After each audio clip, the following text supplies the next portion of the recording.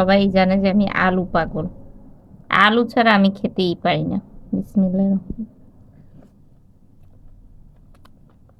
যত কষাবেন মাংস ততই মজা লাগবে। একটু ঢেকে দেই।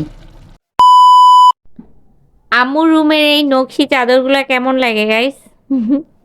অনেক সুন্দর না?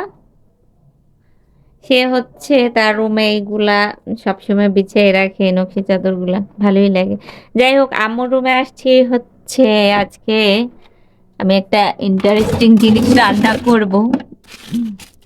যদিও কখনো খাই নাই, আমি ওই যে সিফাত অ্যান্ড মমের একটা ভিডিও আছে, ওদেরকে দেখছি এটা খেতে। দেন হচ্ছে আম্মুকে বলছিলাম আমার জন্য আনতে।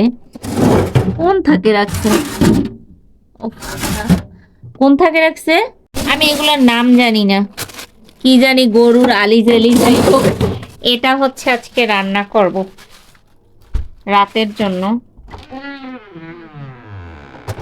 টক দই কোন জায়গায় রাখছি, এটা কি পেঁয়াজ রসুন নাকি আদা? টক দই কই? টক দই তো দেখতে পাচ্ছি না। টক দইটা কোথায়? এটা আগে ভিজে রাখি।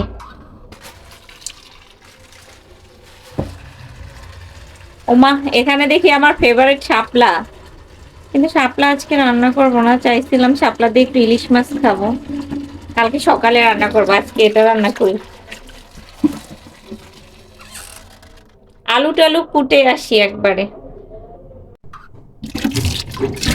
এগুলো ভালো করে ওয়াশ করে নিতেছি। চর্বি মনে হয় বেশি। এগুলো কি আমি নামও জানি না। খাইতে মন চাইলো তাই আনলাম, পানি ঝরাই রাখছি। এটার ভিতরেও আমার আলু দিতে হবে। এই যে আলু কিন্তু রেডি, আর কিছু রেডি থাক আর না থাক। এগুলো আগে একটু সিদ্ধ করে নেই, তাহলে হচ্ছে ময়লাটা যাবে। সিদ্ধ করার পর ভালো করে আবার পানি দিয়ে আবার ধুইছি। তেল দিয়ে দিছি, তারপর এখানে পেঁয়াজ রসুন তেলের ভিতর আগে একটু ভেজে নিই। আমি সবসময় এমন করি, তাহলে হচ্ছে গন্ধ আসে না। আর একটু লাগবে। এখান থেকে এলাচ আর গোলমরিচ দিয়ে দেব। এখানে হলুদ মরিচ, তারপরে লবঙ্গ দারচিনি এলাচ সবকিছু দিচ্ছি। মরিচের সংখ্যা একটু বেশি তাই লাল লাল দেখাচ্ছে। আবার শুকনো লঙ্কাও দিলাম দুইটা। দুই কোয়া হচ্ছে রসুন দিলাম স্মেল আসার জন্য। এটা দিলে স্মেলটা আসে ভালো। বাই দ্য ওয়ে, আমি একটা সিক্রেট মশলা ইউজ করতেছি। এই যে এটা দিলে কিন্তু ভীষণ মজা লাগবে। একটু টক দইও দিচ্ছি। গোশের তরকারিতে টক দই দিলে আমার ভালো লাগে খেতে। মশলাগুলো হয়ে গেছে, দিয়ে দেই। আগে ভালো করে এটাকে কষাই নিতে হবে, পানির দরকার। ভালো করে কষাই নেই, তাহলে হচ্ছে স্মেলটা আর আসবে না। যত কষাবেন মাংস ততই মজা লাগবে। একটু ঢেকে দেই। প্রায় 20 মিনিটের মতন কষাইছি, এখন একদম পারফেক্ট কষানো হয়ে গেছে। তাই আলুগুলোও দিয়ে দিই। আলু ছাড়া আমার আবার চলে না রে ভাই। যা হবে সবটাই একটু আলু আমার দিতেই হবে। একটু ভালো করে কষে পানি দিয়ে বসিয়ে দিব একবারে। পানি দিয়ে দিই একবারে। অল্প ঝোল দিছি কারণ এটা ভাজা ভাজা করব তো। যতটুকু পানি দিছি এনাফ। এখন ঢেকে দেই, রান্নার শেষে আবার আসতেছি। রোস্ট কিন্তু প্রায় হয়ে গেছে, তাই একটু জিরার গুঁড়া দিয়ে দিতেছি। জিরার গুঁড়া দিলে একটা ভালো স্মেল আসে।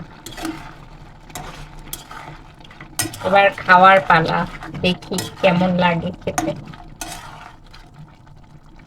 2 চামচ ভাতও বেড়ে নিছি, সাথে ওই তরকারিটাও নিছি। তো এখন খাওয়ার পালা, আগে দেখি কেমন লাগে খেতে। বিসমিল্লাহ বলে খাই নাকি? বিসমিল্লাহির রহমানির রহিম। ঝোল একটু কম রাখছি, ভাজা ভাজা হলে আর কি খেতেও ভালো লাগবে এর জন্য। ওরে লাগতেছে। আলু ছাড়া তো আমার চলে না, সেটা সবাই জানে যে আমি আলু পাগল। আলু ছাড়া আমি খেতেই পারি না। বিসমিল্লাহ।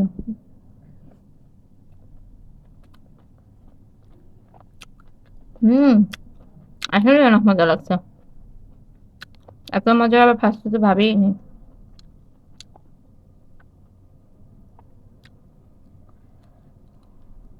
ঝাল ছাড়া তো চলে না।